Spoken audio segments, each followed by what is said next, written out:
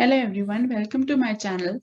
Today in this video, we have Samarth Nehe with us and he'll be sharing his placement interview experience at Make My Trip and how he successfully cleared the interview and now he has got internship plus full-time at Make My Trip.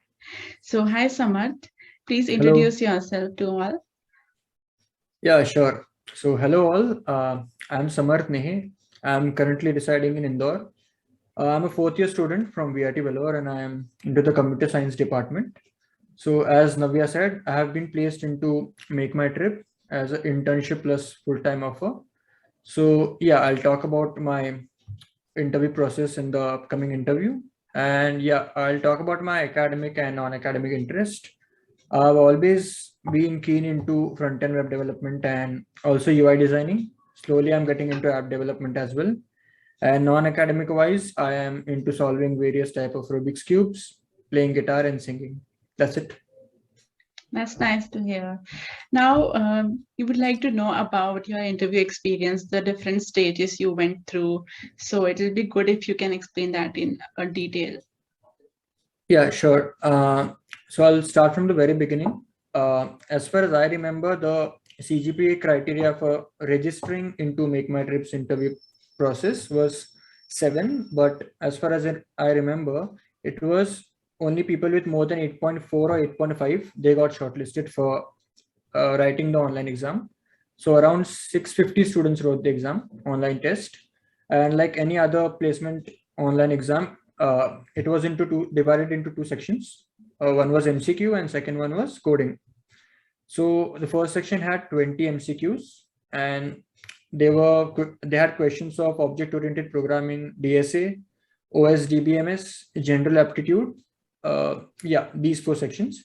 If I give you the numbers, OOPS and DSA were 10 questions, OS DBMS 4, then I think aptitude were 2, and other 4 were find the output, like guess the output. So yeah, the questions were moderate level, and like some of them were difficult, like 3 or 4. And for that, you needed in-depth understanding of the concepts. Like the questions looked easy, but they were not actually easy, because when you read that question, you'll be like, this is so easy. But then you understand that the question was so simple that you never actually thought of reading about it. And that's the reason why they become difficult. And if you're very confident with the concepts, scoring 15 out of 20 should be like easy for you. And the second section was coding. The first question was on recursion. The question was also available on HackerEarth, if I'm not wrong. That question was pretty simple. It was not that difficult. It was just something like you are given for A and B, value of A and B, and there is some formula to calculate AN and BN number, like nth element of A series, nth element of B series. And then they'll tell you the value of N and you have to calculate the value of AN and BN. So that was pretty simple. And second question was like moderate and tough between that. So it was a question on backtracking. So it was very similar to the rat in the maze problem. The only addition was there were glasses and door in between the path. And the thing is you have two keys with you.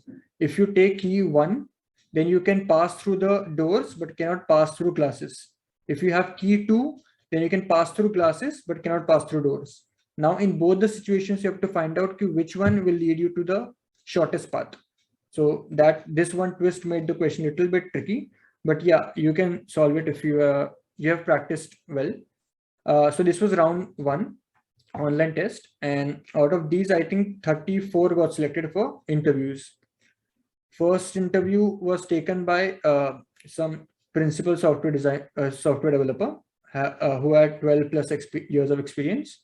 So in my case, he did not ask me for any introduction. He just asked me my name and then he directly jumped into DSA.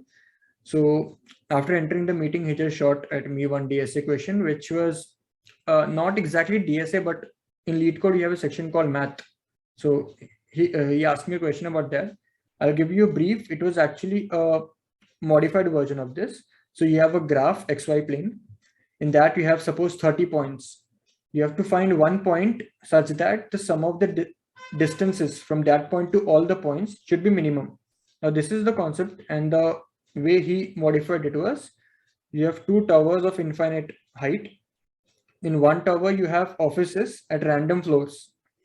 Now they want internet connection, and they have to set up a Airtel ka kuch to office in one of the floors in the opposite building. Now you have to find on which height should that Airtel office be constructed, so that the wire required to connect from one building to another should be the shortest, unka sum. And how we calculate the sum is the difference between the heights. Third floor se fifth floor tak agar wire hai to 2. So you have to calculate that minimum sum. So yes, he asked me ki, how do you find what statistics or concept you use? So I answered ki medium required hai. Then he asked me why not mean, something like that. Then he gave me a code pad, that online code editor, and he asked me some BST questions, like how to check if it is BST, and then I think a question related to mirroring or something. I don't remember this thing. So I was able to answer that. And then he left DSA. He asked me if I was comfortable with SQL and databases. He gave me some questions on that, and then after that he asked me if I was interested in front end or back end. I told front end. Then he asked me some question about JavaScript, hoisting, then closure, then components, some questions on React. And afterwards, and before ending the meeting, he asked me to send some projects, some link of some projects. So instead of sending the GitHub link, I tried to send him some links which were of my deployed websites, so that he can actually visualize it. He just saw them, and he did not ask me anything regarding that, and he just ended the interview. So yeah, after that we had a third round, second interview. So it was taken by the senior vice president. So there were no questions related to DSA in that. The VP was really kind and really polite. He asked me about my introduction, my family background, what I've been doing in my college, and everything like that, very casual. And then he jumped into my internships. He asked me about how my internships went, and he asked me about my latest internship, what tech stack you're using, or what you learned in that internship, everything about that. And then he jumped into my projects. Now I sent the same projects which I sent in the earlier interviews. I had the links handy. So after he opened those 3 websites which I sent, and then he started asking questions about it. Ki, kya use kiya isme? What was your contribution? Why did you make this website and everything? So I was able to answer that, because one thing that I'll point out over here is, send the projects which you have actually worked on. Don't take some random project from GitHub and show it to them, because in that case they will easily find out ki tumne nahi kiya wo project. So they'll ask you in depth sometimes, like they asked me in depth ki kya kiya, kya technology use kiya. So I was able to answer them, and I think in the end he just asked me if I had any questions, which department you would like to work and all. I said front end, mobile, yeah, website kuch bhi chalega. So he was like, okay, fine. I asked him 2 questions and the interview ended. So HR round mein, I think 8 members got selected. The HR round was only a telephonic round for 5 minutes. Usme they asked some very general questions, ki family background, how were the previous interviews, and work location वगैरह. And out of 8, 7 were selected, and I was one of them. That's great. So based on your experience, what tips and suggestions do you have for people who have placements coming up and they have to give a lot of interviews? So tips would be appreciated. I'll tell you the tips which I was expecting from my seniors when I was getting ready for my placements. I'm not sure how many of them I'll be giving now, so I'll go one by one. First thing is, you should finalize your language. Now, finalizing your language is different from knowing one language. Now, for example, I finalized my language as Python. Now, no matter what question comes up in the online exam or in the coding interview, I'll be doing it in Python, no matter what question. So that was my finalized language. But also I had some knowledge about C++, because at times interviewer doesn't know ki tumhari language kaun si hai. So for example, if he asks me what are pointers, so Python mein there is nothing like pointers. So like I cannot even answer that question even if I know what it is. So in order to do that, I had C++ as my backup language. So first thing is finalize your language. Second thing is make your data structures strong. Like SIP development se to nahi hone wala. So DSA should be strong and make sure that there are plenty of resources available. One which I and all my friends followed was the Love Bubber sheet. उसमें 450 या कुछ questions है. So that you can follow. It has many questions. And what I did was कि जो questions I was not able to know the logic after reading the question या strike नहीं हुआ, वो questions या फिर मुझे पढ़ने के बाद भी the questions which I did not understand, I wrote them down in my notes so that interview के एक दिन पहले I can just go through them. So second tip was DSA strong होना है. Third one is at the same time focus on your development and projects, because projects will definitely help you in one or the other round, at least second last round before the HR. उसमें interviews are taken by vice president and top notch people, so they are not interested in DSA उतना, so they'll definitely ask you about projects. And also internships are really important, at least one or two in the field you like. अगर तुम्हारा field तुम web development में अच्छे हो और तुमने marketing का इंटर्नशिप किया है, so that is it's better not to put it in your resume. After that, fourth tip and last tip maybe is do not believe any senior who says ki CGPA doesn't matter. If you have time in hand, like if you have time in hand like एक साल है and your CGPA is 8.8 like I had, so try to boost it above 9 if possible. Difficult है पता है, but try to push it because it will really matter. Because most of the time what happens is even people with 9.1 they miss out giving the online exam because too many people have more than 9.2 or 9.3. So yeah, improving CGPA is a really important thing. So yeah, these 4 tips are I think the most crucial. Yeah, and CGPA is actually it is better if you make it consistent from the first year only, because correct. so that you don't have a pressure in the last third year. Right, and it is also very difficult to increase it after your fourth semester because the point padega. So yeah. So that was really a nice suggestions. So like as you also said that you had a lot of projects and stuff in your resume with your skills. So what do you think is the importance of a good resume in any interview that you sit for? Like does it kind of reflect your personality, and how does it make you different from other candidates? See, resume according to me is actually a game changer. Like when you apply for off campus, like so वहाँ पे तो you cannot give your interview or you cannot tell your CGPA over there. तो वहाँ पे you can only do one thing is upload your CV or resume. Now वो CV देख के ही तुम्हें judge कर लेंगे कि तुम कितने like capable हो. So you can understand the power of resume from there itself, कि like how important it is. And also in on campus it is might not be that important because they see your CV or resume only after you get into the interviews.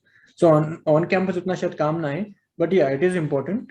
I like to tell you how to make your resume. What you can do is need not it should not be more than 1 page long. उनके पास time नहीं होता उतना पढ़ने का, and add some details which are really crucial. For example, academics, your education, current university का और 12th का. Then you can write your experience, कोई internship or volunteer work कोई भी किया है वो. Then third can be your skills, not more than 10, and write skills which are actually like you're familiar with them, कोई project किया हो या फिर you really know them, because they'll pick any of those 8 or 7 skills, and if you're not able to answer that will give a very bad impression. So skills will be a third section. Then the most important section, projects, and maybe achievements as your 5th section. And if agar space bacha hai to maybe hobbies or something that might help you in the second last interview or something like that. So yeah, this is how you can form your resume, and don't make it long, like concise hona chahiye, enough information. And yeah, projects bhi wahi dalo as I said ki jo khud ne kiya ho, and you have very good idea about it ki kuch bhi pucho is project ke bare mein, you should be able to answer. Yeah, that's it. That's right. And so as you also mentioned, like you had previously worked with and done some of internships that have kind of helped you to shape yourself, your skills also. So what do you suggest that doing these kind of work experiences, prior internships, how do they actually help you to level up your skills that, you know, adds an extra feather to your cap? So how does it make you different? Okay, so I'll tell you one thing honestly. Till fourth semester, like fourth semester ka half, mid fourth semester, if you would have looked at my resume, it would have only three things: Python, HTML, and CSS. That too very basic. Okay. Uh, so one thing I realized is COVID has helped me a lot to improve myself. So I have actually picked up many stuffs after my fourth semester. For example, I got into development only after my fourth semester. Before that, I knew only Python. So I picked up, I think, JavaScript in April 2020. And after that, I got into React because I thought of applying for some internships offline, off campus. So in that thing, I studied React for 1 month or so. I took up an internship at somewhere which had work in React. And there they gave me a project in which I had to build a website from scratch. They just gave me ki kya banana hai. So in that thing, I learned various things about React, like props, state, how to break your website into components, context API, those basic stuff. And then also at the same time, I learned how to do the UI design using Figma. So that is the first internship. It helped me a lot to actually go along with React. To say I finalized ki React I'll be using. I won't be switching my framework for front end. And after that, I did another internship which was not related to web development. Utna. Third internship which I did was very helpful because till then I knew only JavaScript and usme I used to do front end and back end. So my third internship, it had work in AWS, GraphQL, Spring Boot, React. So that gave me a exploration about kya और चीजें है back end में and how to actually integrate. And the most important thing in the third internship was I understood how to use GitLab and Git, which is really crucial. It is ignored, but it is very important in like even in your further internships or even when you join for your jobs. So yeah, internships will provide you a lot of things. और हाँ resume में तो डाल ही सकते हो. Plus it will give you an advantage over a person who has spent all the 3 years in competitive coding. अगर तुम उतने ही अच्छे हो और वो भी same है तो there should be something that should make you different. So this is where it will actually help you stand out. Yeah, that's perfectly right.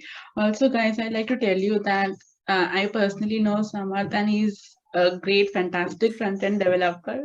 As he mentioned, how he made it up to here.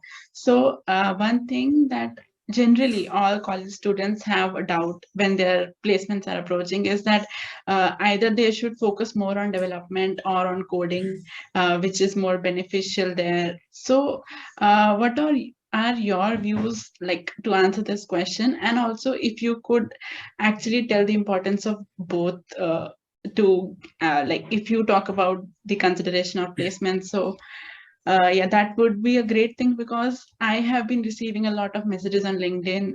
They ask me the same thing that what should I do, my placement is coming, development or coding. So this seems to be a very important question. Okay, so I'll start the question in reverse. Like you asked, importance of both. So both of them are actually equally important. One thing that I have observed is even your college does matter. For example, in my internships or even in normal conversation, my school friends, some of them are in IITs and NITs. So what I have seen over there is 90% of the people over there, they start learning development only after the placements or only after fourth year. So the thing is they are into competitive coding for all 3 years, and that's the main advantage why they're able to crack good offers. So yeah, that's a different thing. But in a college like VIT, I've seen that the amount of craze for development is more than competitive coding. So yeah, in both the colleges, people are able to crack Microsoft or any other company. So yeah, both of them are important. Both of them have their own specialty. But if you talk about placements, I think the percentage, if I say, you should give 70% to competitive coding or 75 maybe, and 25% to development. Like if I tell you the importance of both, if you're targeting for companies like Microsoft, Amazon, Uber, or some top-notch companies, then they put more focus and attention on competitive coding. The level is so high that even the HRs can ask you some questions on coding. So yeah, that's the level. And if you're attempting for some startup for your initialization of career, so there they will only care ki, do you know development? They don't care कि तुम्हें competitive coding आता है कि नहीं. If you know how to build app, you know how to build website, you are in. So there is where web development or any kind of development will actually help you. And yeah, both of them are dependent on each other. With development se pehle, if you don't know some basic of coding, like you will not be able to understand. Bhale to master ho jao, but the core concepts you'll never understand. So only after doing some competitive coding for 6 months or probably a year, then you can jump into web development. And after that, you can finalize ki kisko apna main target banana hai. But from placement point of view, I'll say focus more on competitive coding, even if you are not interested in it. बाद में जाके छोड़ देना, but for placement, it is important. And also thoda development karke you can gain some good projects to be put up Correct, in your right. resume. So for some time you have to do it either you like it or not, because your Exactly. resume actually speaks about what you have done in your college years. So like I agree to what Samarth said. So both of them are equally important. You just need to find your interest. So The with thing is, I this, have hardly found anyone who is interested in both. Like people who are yeah, into development, उनको जबरदस्ती competitive करना पड़ता है. People who competitive are in is competitive, उनको majboori जबरदस्ती actually. development. Yeah. हाँ, exactly. But people who like competitive generally do not like development. Like I have seen this. So किसी को सबको कुछ ना कुछ तो मजबूरी में करना पड़ता ही है. Only the percentages matter. Yeah, that's right. So I hope that this video was quite informative to all of you. So with this, we come to the end. In case you have any queries, you can feel to comment them in the comment section. So thank you guys for watching the video. Bye. Thank you, Samarth. Thank you. Thank you. Thank you.